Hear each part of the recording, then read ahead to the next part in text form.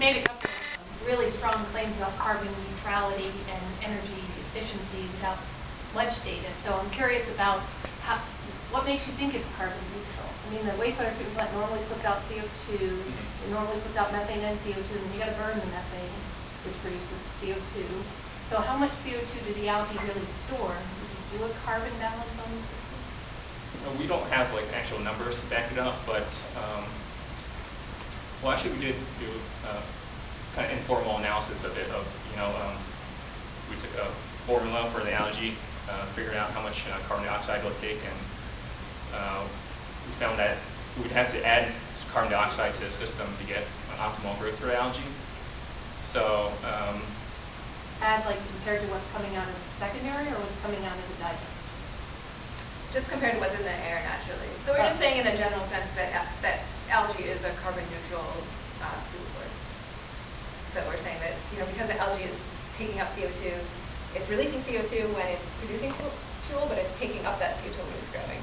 So there's also going to be increased carbon and other things from digesting the sludge. We're not saying that that's going to be taken. We're just saying that the algae itself is a carbon neutral source. Is that helpful? Yes, that is.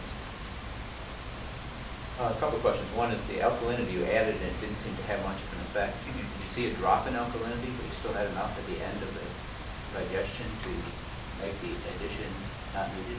Actually, the interesting thing was the alkalinity increased as the digestion went on. So the controls where we didn't add any alkalinity, it increased by, was it about 600 milligrams per liter? Increased the most.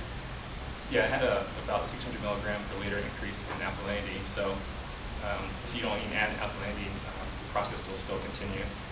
So I guess that's why it didn't have as much effect as we anticipated. Yeah, and then the highest level of alkalinity addition didn't actually increase the alkalinity at all. So that stayed where we had initially had it at. We tested it after 15 days and after 30 days.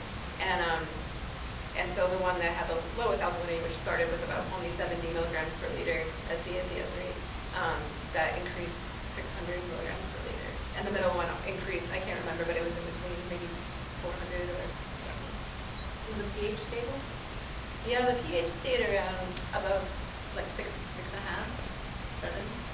Yeah, it didn't decrease very much because it still had plenty of alkalinity in the system when we finished our digestion.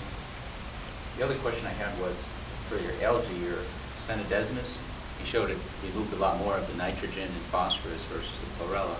Did you produce a lot more algal biomass in your growth chamber with the Senodesmus, so therefore it assimilated more nutrients? Is that what was going on? I think the